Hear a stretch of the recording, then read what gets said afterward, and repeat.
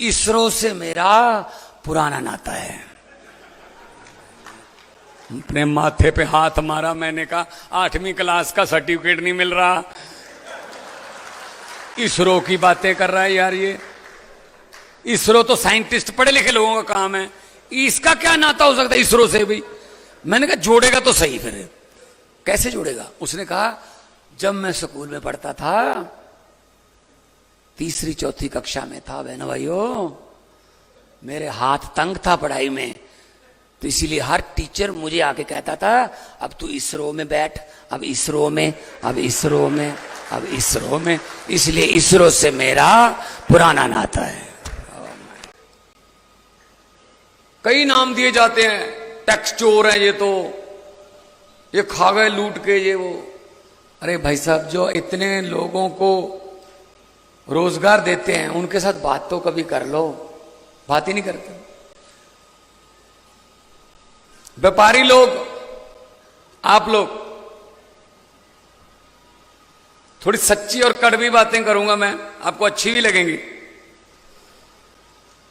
मैं सोचता था ये व्यापारी लोग इलेक्शन के समय 2 पार्टियां हैं तो दोनों के पास, अगर 3 है तो तीनों के पास लाल रंग की थैली क्यों लेके जाते हैं इलेक्शन से पहले। वो थैली में माता लक्ष्मी होती है। मैंने कहा इनको क्या झंडा पसंद होता है इनका, कि त्रिपाठी का झंडा बहुत अच्छा लगा, ये मेरी तरफ से दान है। 2000 करोड़ की कलेक्शन बढ़ गई देखो इस बात से। सो सरकारों का काम ये नहीं होना चाहिए सिर्फ टैक्स बढ़ाने से कलेक्शन बढ़ती है, कई बार टैक्स कम करने से भी कलेक्शन बढ़ती है। कई बार लोग रुके रहते हैं कि यार थोड़ा सस्तियां हो जाएं रजिस्ट्रियां तब करवा लेंगे, उतनी देर बयाने में ही रहते हैं। हम तो जमीनों से आए हुए हैं ना, हमें पता है बयाना क्या होता है ना। हमें पता है कि जमीन की रजिस्ट्री क्या होती है, कलेक्टर रेट क्या है, पैसे कितने देते हैं, कलेक्टर रेट कितना है, सब पता मुझे। लेकिन ये धीरे धीरे ठीक करना पड़ेगा इंडस्ट्री को, पॉलिसी के मुताबिक इंडस्ट्री को भी मतलब बचाना है, किसान को भी बचाना है, क्योंकि बहुत सी एग्रो इंडस्ट्री है वो किसान पर बेस्ड है। असल में क्या है, ये दिक्कतें हरियाणा प्रदेश की नहीं है, ये पहले पंजाब की भी थी, यही दिक्कतें दिल्ली की भी थी, यही दिक्कतें आज राजस्थान की भी हैं, यही दिक्कतें मध्य प्रदेश की हैं। इंडस्ट्री जो सबसे बड़ा कमाऊ बेटा होता है सरकार का, और उस कमाऊ बेटे को नालायक कहा जाता है। उस कमाऊ बेटे को कई नाम दिए जाते हैं, टैक्स चोर है ये खा गए लूट के ये वो। अरे भाई साहब, जो इतने लोगों को रोजगार देते हैं उनके साथ बात तो कभी कर लो, बात ही नहीं करते। व्यापारी लोग, आप लोग, थोड़ी सच्ची और कड़वी बातें करूंगा मैं, आपको अच्छी भी लगेंगी। मैं सोचता था ये व्यापारी लोग इलेक्शन के समय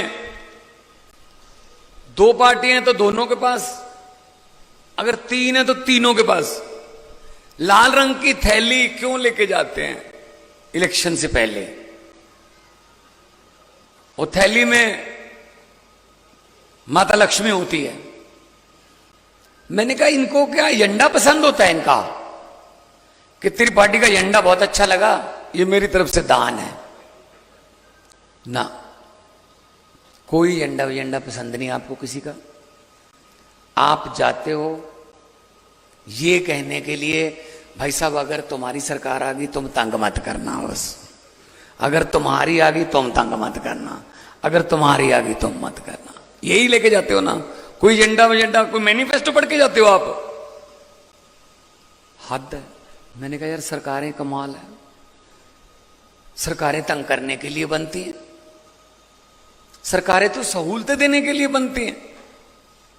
तो मैंने पंजाब की इंडस्ट्रियलिस्ट को बुलाया, मैंने कहा बताओ क्या प्रॉब्लम है। उन्होंने इतनी प्रॉब्लम बताई, इसमें से इस एनओसी को इस एनओसी से जोड़ के इस एनओसी से लेके ये फिर मुझे पता चल गया कि बोलने को तो सिंगल विंडो होती है, लेकिन उस विंडो के अंदर बहुत सी विंडो होती हैं।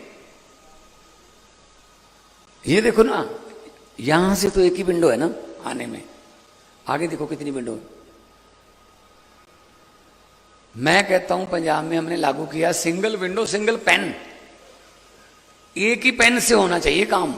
सिंगल विंडो पे अपने कागज पकड़ाए, एक पेन ने साइन किए, उसी पेन पे ही खत्म हो जाना चाहिए काम।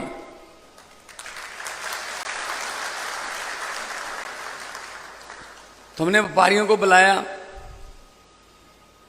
उन्होंने बहुत सी सुझाव दिए, पॉलिसी हमने अपनी उनके मुताबिक बनाई।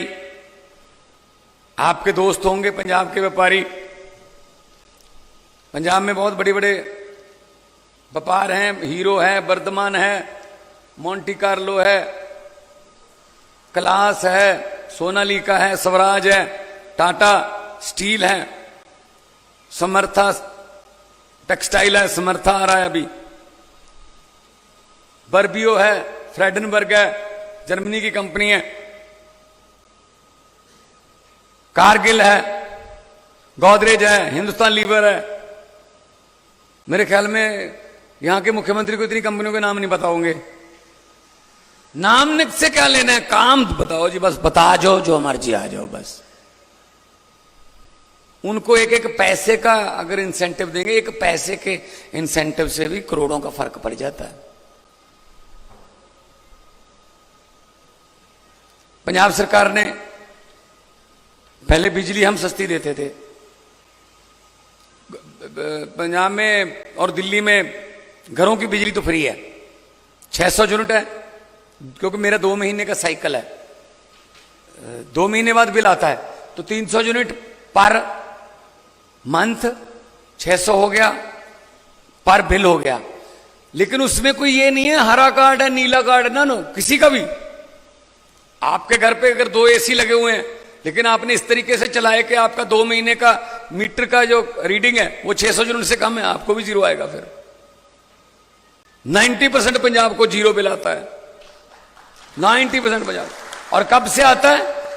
मार्च 16 और 2022 में ओथ ली थी, 1 जुलाई से आज तक बिल नहीं आते जी हमारे पंजाब में भी लागू कर देंगे। और जा तो हो ना, कोई मिट्टी का फर्क है, एक जैसी फसलें हैं, एक जैसा पानी है। हरियाणा छोटा भाई है पंजाब का, तो पंजाब में और दिल्ली में अगर ये हो सकता है तो हरियाणा बीच में क्यों रह गया? क्योंकि नीयत साफ नहीं है। यहां जो सिस्टम है ना, उसकी नीयत साफ नहीं है। हमारी नीयत साफ है, हम व्यापारियों को अन्नदाता मानते हैं। आप लोग दो यूनिट की परमिशन लेने आए हो, मैं 4 यूनिट की देता हूं। मैं कहता हूं 500 की जगह पे 800 बच्चों को काम दे दे। मेरे पंजाब के नौजवान लड़के लड़कियों को काम दे दे। 2 यूनिट की जगह 4 यूनिट लगा ले, तरक्की कर, तू भी कर, हम रेवेन्यू दे दे, मुझे कोई प्रॉब्लम नहीं है। मैंने वही तनख्वाह देनी है, ये सिस्टम है बस। आपका बैट का भी अभी रहता है, बैट वाला जो बैट के झगड़े हैं पुराने, उनका क्या हुआ? कोई बता सकता है? जो बैट का पुराना बकाया पड़ा है अभी क्लियर हो गया या ना है? नहीं, ओटीएस लेके नहीं आए ये? नहीं, कोई ओटीएस पुराने रह गए? ओटीएस दोबारा लाएंगे? कब लाएंगे? ये तो खुद ही नहीं आने वाले।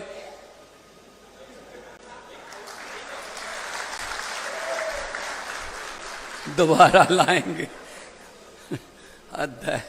अभी तक हल कर देना चाहिए था, हमने पंजाब में कर दिया। मेरे से तो पहले बनी हुई है सरकार आपकी, 10 साल हो गए, मुझे तो 2.5 साल ही हुए ना। इनको पता होगा कि ओटीएस का, बैट का ओटीएस क्या होता है, इनको पता होगा? नहीं पता होगा जनाब, ये धरती के आदमी नहीं है, ये तो बस एक दो बंदों को जानते हैं, वही व्यापारी है इनके लिए, तो बाकी कोई व्यापारी नहीं है। हमने पंजाब में बैट पे ओटीएस लाया, करोड़ों रुपये खजाने में भी आ गए, और तलवार भी जो लटकती थी वो भी ठीक हो गई कि चलो ठीक है यार करो। बैट कब से खत्म हो गया, लेकिन उसका बकाया खड़ा है। ओटीएस ला के जितने होता है व्यापारियों में करो यार। 1 लाख वाला कहता है जी 60,000 ले लो यार, 60,000 40,000 उसको माफ कर दो, फिर क्या होता है? 60,000 तो आएगा गवर्नमेंट के पास, वैसे भी तो पड़े या झगड़े में, क्यों झगड़े में रखते हो? उसको भी तलवार लटकी हुई है, मुझे कोई नोटिस ना आ जाए इनकम टैक्स का, मुझे भी ना दे। ऐसे जीएसटी का है। तो मैं पूरा मैं फाइनेंस की पूरी एक बात बता के जाऊंगा मैं आपको। आज मैं पॉलिटिकल भाषण नहीं दूंगा, मैं सिर्फ फाइनेंस पे बोल रहा हूं कि इन्होंने हालत क्या कर रखी थी, कुछ पता ही नहीं इनको। कई बार ओटीएस देके गवर्नमेंट को 500,000 करोड़ का फायदा हो जाता है, लेकिन ना लोगों को राहत देते हैं, ना ही खुद पैसे लेते हैं। वही 400-500 करोड़ से मैं कितने बच्चों को रोजगार दूंगा, कोई नए स्कूल खोलूंगा। अच्छा, फिर सीएसआर का पैसा कहां जाता है? तो नहीं, सीएसआर का पैसा इन्होंने अच्छी जगह लगाना होता। सबसे पहले मैंने रूल कर दिया पंजाब में, सीएसआर का जो पैसा है उसका 25% फोकल पॉइंट की और आपके इंडस्ट्री एरिया की सड़कों पर लगेगा और सीवरेज पर लगेगा। तो आप सीएसआर ज्यादा दोगे, क्योंकि आपको पता है कि ये सीएसआर हम पर ही लगेगा यार, हमारी सड़कें। ठीक है, आपकी जर्मनी की कोलैबोरेशन के साथ कंपनी चल रही है, जर्मनी से गोरा आया कोई, आप उनको इंपोर्ट करते हो।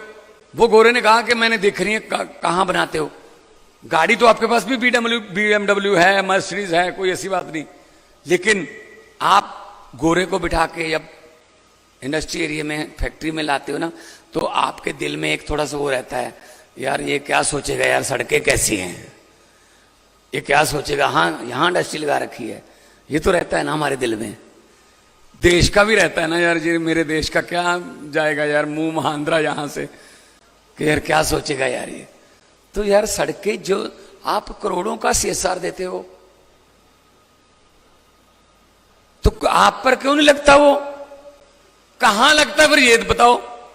कोई स्कूलों पे लगता हो, कहीं अस्पतालों पे लगता हो, कहीं ना कहीं से तो वापस आए ना। लोगों का टैक्स किसी न किसी रूप में वापस तो आना चाहिए ना, नहीं आता। आपने पूछा है बिजली का, वो तो पता चल गया बिजली का, तो मैं तो हैरान रह गया, 10 रुपए में आप कैसे सर्वाइव कर रहे हो। और मेरे वाले, हाँ पंजाब में आ जाओ, अभी मैं बॉम्बे गया था, आ रहे हैं, सिफी आ रहा है, सीएट टायर आ रहा है, हिंदुस्तान लीवर आ रहा है, टाटा मेरे पास पहले ही आ रहा है, जिसमें जमशेदपुर के बाद 2nd बिगेस्ट इन लुधियाना हो गया, उनका सारा काम चल रहा है। ग्रासिम पेंट्स है मेरे पास, मैं ऐसे गिन लेता हूं भाई साहब। मैं पंजाब को दिल से प्यार करता हूं, मैं पंजाब के व्यापारी को भी करता हूं, मैं पंजाब के किसान को भी प्यार करता हूं, मजदूर को भी करता हूं, मैं स्टूडेंट को भी करता हूं, मुलाजिम को भी करता हूं। सर्कल है ये, सर्कल चलेगा तो सर्कल चलेगा, तो ऐसे कैसे चलेगा? अभी मेरा डबल इंजन, अभी हमारा एक इंजन खराब हो गया बीच में से, फिर नया इंजन, कौन से इंजन यार। अभी तो अर्बन डेवलपमेंट है माननीय खट्टर साहब के पास, अभी तो अर्बन डेवलपमेंट देश का है। अब कर दें, ठीक, अब तो कर दें, पहले चलो 10 साल में नहीं कर पाए, अब कर दें। लोकल गवर्नमेंट, अर्बन डेवलपमेंट, ये तो सारा इंडस्ट्री होगी, ये सारा सिस्टम ही इन्होंने ना ऐसे असल में चूस लिया। वो क्या है ना, हम लोग भी क्या करते हैं ना, असल में ये समझ गए हमको, जनता के ना ये हिप्नोटाइजर बन गए सारे। ये समझ गए जनता को कि जनता के मेमोरी खास नहीं है, जनता की जल्दी भूल जाती है। आखिरी साल, इलेक्शन वाला साल, बस आखिरी 2 महीने थोड़े से लॉलीपॉप दे दो, लोगों को वही याद रहते हैं। पहले वाले 5 साल बिल्कुल याद नहीं रहते, क्या हो गया था, कब हुआ था, कहां कहां लूटा था। एक किसी घर में लड़की की शादी थी,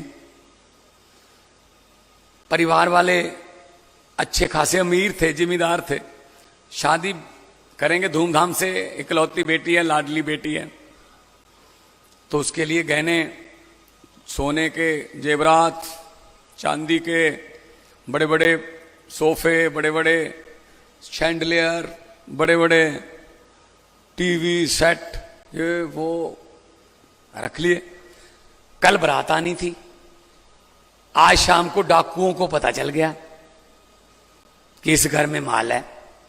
वो ट्रक लेके आ गए, ट्रक बैक किया, सब सोफे साफे, सब बेड शेड जो भी थे, शैंडलियर, झूले, सोने के गहने, परिवार वालों को, लड़की के परिवार वालों को एक कमरे में बंद करके बाहर से कुंडी लगा के ट्रक में भर लिया। जब चलने लगे, अब ये सोचना अब कि हम कैसे इनके लॉलीपॉप में आ जाते हैं जो 2 महीने पहले करते हैं ना ये। जब चलने लगे डाकू, तो डाकुओं के सरदार ने कहा नहीं, पहले ये बताओ लड़की का परिवार किस कमरे में बंद है। उनका सरदार इस कमरे में बंद है। खोलो, उसकी कुंडी खोली गई, अंदर एक सहमा हुआ परिवार बैठा है। डाकुओं का सरदार अंदर गया और उसने कहा किस लड़की की शादी है। एक लड़की डरती डरती खड़ी हुई, जी मेरी शादी है। डाकू ने अपने जेब में हाथ डाला, 100 रुपए का नोट उसको एक देके और सिर पे हाथ रखा, बेटा आशीर्वाद आपको, जिंदगी मंगलमय हो, तंदुरुस्ती बनी रहे बेटा। चलो वो अपना लूट फूट के चले गए, ट्रक ले गए। अगले दिन पुलिस आई, भाई साहब लड़की वालों के परिवार में से एक भी बंदा, एक भी औरत, एक भी महिला उस परिवार में से डाकुओं के खिलाफ पुलिस के पास FIR लिखवाने को तैयार नहीं थी। कहते जी बंदे लूट के जब भाई ले गए जैसे मर्जी, लेकिन बंदे बड़े चंगे थे, 100 रुपया शगन दे गए। अब 1100 रुपया महंगा कर दिया सिलेंडर, मोदी जी ने 100 रुपया सस्ता कर दिया। कहते कमाल कर दी, मोदी जी ने 100 रुपया सस्ता कर दिया। और ये महंगा किसने किया था? महंगा 1000 रुपया किसने किया था? ये तो सोच लो। हमें याद ही 100 रहता है, आखिरी वाला जो शगन देके जाते हैं। ये सही बात है ना? ये हमारा, फिर रोते रहते हैं हम 5 साल। अच्छा, खास तौर पे पढ़े लिखे शहरों में वोटिंग होती है 50%, 52%।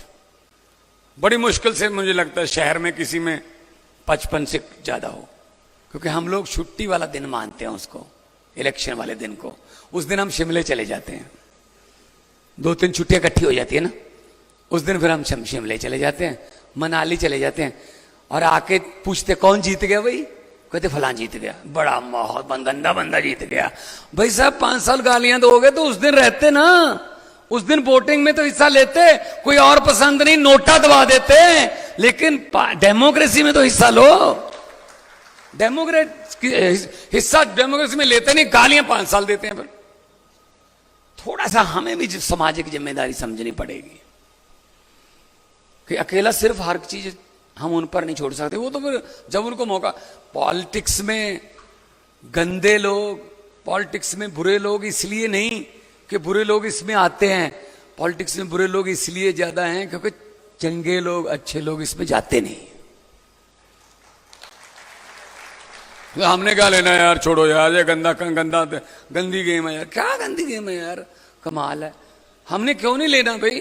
फिर अगर भगत सिंह ये बोल देते उस समय कि हमने क्या लेना है, वो भी अच्छे परिवारों के थे, वो भी 90-90 साल की उम्र जी लेते, लेकिन उन्होंने कहा हमने लेना है, हमने अंग्रेजों से हिसाब लेना है और अपना देश लेना है। जिस उम्र में आज नौजवान अपने बाप से मोटरसाइकिल मांगता है ना, उस उम्र में 22-23 साल की उम्र में भगत सिंह मुल्क मांग रहे थे अंग्रेजों से। तो ये थोड़ा हमको भी थोड़ा जिम्मेवारी निभानी पड़ेगी। चंगे अच्छे लोगों को लेके आओ। मैं नहीं कहता कि इसको डालो इसको डालो, अच्छे लोगों को लेके आओ जो लगता हो कि हाँ अच्छे हैं यार। फिर अगर अच्छे लोग विधानसभा जाएंगे, अच्छे लोग पार्लियामेंट जाएंगे, तो फिर कानून भी अच्छे बनेंगे। कानून भी ऐसे बन के आएंगे। तो अगर गुंडे जाएंगे जब पैसे लेके जो वोटें खरीदते हैं, वो कहते ठीक है फिर जिस दिन आपने रेट बताया था हमने आपको दे दिया, अब आइए हम रेट बताएंगे अपने काम का। तो ऐसा चल, जो एक बार आपको खरीदेगा वो 5 साल आपको बेचेगा, ये भी तो है। सो आम आदमी पार्टी अरविंद केजरीवाल जी ने इसलिए बनाई है कि यार चंगे बंदे इकट्ठे करो, बाकी पार्टियों से भी आ जाएं कोई बात नहीं, लेकिन लोगों को एक ऑप्शन दो। ये दोनों तो आपस में मिल चुके हैं, अगर मैं आ गया तो मैं तुझे कुछ नहीं कहूंगा, अगर तू आ गया तो मुझे कुछ मत कहना, हमारा दोनों का चल रहा है, पब्लिक पिस रही है, जो चक्की के 2 पोड़ हैं ऐसे जनता बीच में पिस रही है। जनता है दाने, जनता गेहूं है, ये चक्की के 2 पोड़े हैं, ये कांग्रेस और बीजेपी, ये पिस रही है जनता। तो जनता सोचती है ये चक्की तो बहुत ही यार गंदी चक्की है, ये तो पीस रही है, हमें चक्की पलटा देंगे इस बार। पलटा दिया, चलो ये हो गया, ये और क्या हो गया, नीचे वाला ऊपर वाला नीचे आ गया, ऊपर नीचे वाला चलो, जनता तो बीच में ही रह गई। चक्की को पलटा के देखना, जो दाने हैं बीच में उनकी स्थिति तो नहीं बदलती ना, पुड़ की स्थिति बदल जाती है। एक खड़ा होता है नीचे वाला, ऊपर वाला चल रहा होता है, जनता पलट देती है तो ऊपर वाला चलने लगता है, खड़ा हो जाता है, नीचे वाला चलने लगता है। दाने तो बीच में रहते हैं, दाना मीन्स पब्लिक। सो ये जो आपके हैं मुझे समझ नहीं आती, छाबड़ा साहब, जियालाल जी, अनुराग त्रिपाठी साहब, ठीक है जी, गुलीर सिंह, विनोद खांडेलवाल साहब, सुरेश कुमार जी, पवन चंद्रा जी, बलवंत सिंह सैनी, राम खुल्लर जी, आपके बिल्कुल सही मसले हैं, लेकिन दिक्कत यह है कि 75 नहीं अब तो 78 हो गए, 78 साल हो गए याद हुए।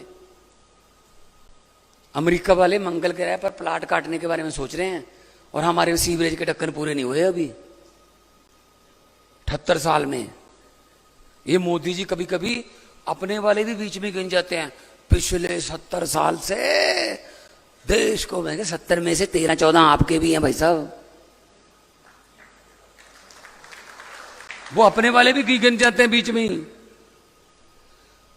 सो इस करके हर बात नेहरू पे लगा के काम नहीं चलेगा, हर बात मोदी पे छोड़ के भी काम नहीं चलेगा, कुछ नई कहानी लिखनी पड़ेगी। दिल्ली में नई कहानी लिखी, पटड़ी आ गई। बैट की बात करता हूं, तब बैट था तो अरविंद केजरीवाल जी ने, मनीष सिसोदिया जी ने व्यापारियों को बुलाया, बोलिए क्या समस्या, 12.5% बैट था जी, आप तो देते रहे होंगे, तो कहा जी बैट कम कर दो। कितना कर दूं? बोले कम कर दो जितना मर्जी कर दो। 7% बैट कम कर दिया, 5.5% बैट रह गया। और साथ में ये कहा केजरीवाल साहब ने, अब कोई वो नहीं आएगा आपके पास, इंस्पेक्टर राज खत्म, कोई इंस्पेक्टर रेड मारने नहीं आएगा, बस ईमानदारी से टैक्स भर देना। 7% वैट माफ कर रहा हूं, क्योंकि IRS ऑफिसर है अरविंद केजरीवाल, इनकम टैक्स का कमिश्नर है, इंडियन रेवेन्यू सर्विस का कमिश्नर है, उनकी पत्नी भी कमिश्नर है, उसको पता है पैसा किधर से आना है किधर से जाना है। आपके हरियाणा का ही है ना, शिवानी का। सो दोस्तों 5.5% वैट कर दिया, 7% माफ कर दिया, अगले साल 2000 करोड़ की कलेक्शन बढ़ गई। देखो इस बात से। सो सरकारों का काम ये नहीं होना चाहिए सिर्फ टैक्स बढ़ाने से कलेक्शन बढ़ती है, कई बार टैक्स कम करने से भी कलेक्शन बढ़ती है। कई बार लोग रुके रहते हैं कि यार थोड़ा सस्तियां हो जाएं रजिस्ट्रियां तब करवा लेंगे, उतनी देर बयाने में ही रहते हैं। हम तो जमीनों से आए हुए हैं ना, हमें पता है बयाना क्या होता है ना, हमें पता है कि जमीन की रजिस्ट्री क्या होती है, कलेक्टर रेट क्या है, पैसे कितने देते हैं, कलेक्टर रेट कितना है, सब पता मुझे। लेकिन ये धीरे धीरे ठीक करना पड़ेगा इंडस्ट्री को, पॉलिसी के मुताबिक इंडस्ट्री को भी मतलब बचाना है, किसान को भी बचाना है, क्योंकि बहुत सी एग्रो इंडस्ट्री है वो किसान पर बेस्ड है। हमारा एग्रो है, स्टेट है दोनों, तो ये हमारी स्टेट को छत्तीसगढ़ की जमीनों से कैसे मैच कर सकते हैं।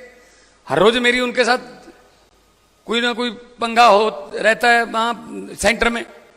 अभी हाईवे निकाल रहे हैं, अब कहते हैं आप उड़ीसा वाले रेट दो, पंजाब वाले। मैंने कहा उड़ीसा की जमीन को हमारे साथ क्यों कंपेयर कर रहे हो? उड़ीसा की बेआबाद जमीन है, कोई कुछ होता ही नहीं वहां पे, कोई हमारी फर्टाइल जमीन है 1-1 इंच। आप हमें और रेट दो, आप ऐसे कैसे कर सकते हो? उड़ीसा की जमीन का इतना रेट है तो पंजाब में इतना क्यों? अभी हाईवे आप उड़ीसा में उधर निकाल लो हमें, लेकिन हमारे तो रेट दो ना, हमारे किसान का रेट दो, ठीक है ना? तो सरकार के पास लैंड पूल होना चाहिए, इतना भी महंगा ना हो कि इंडस्ट्री के लिए भी बहुत मुश्किल हो जाए। तो हमारे पास लैंड पूल है। मैं तो कहता हूं आज, वैसे तो मैं वोट के लिए कहता हूं आपको कि 5 अक्टूबर को वोट दे देना, लेकिन अगर वोट दे दोगे तो यहीं हो जाएगा काम। नहीं, मैं दोबारा आऊंगा, आप सबको पंजाब ले जाऊंगा मैं।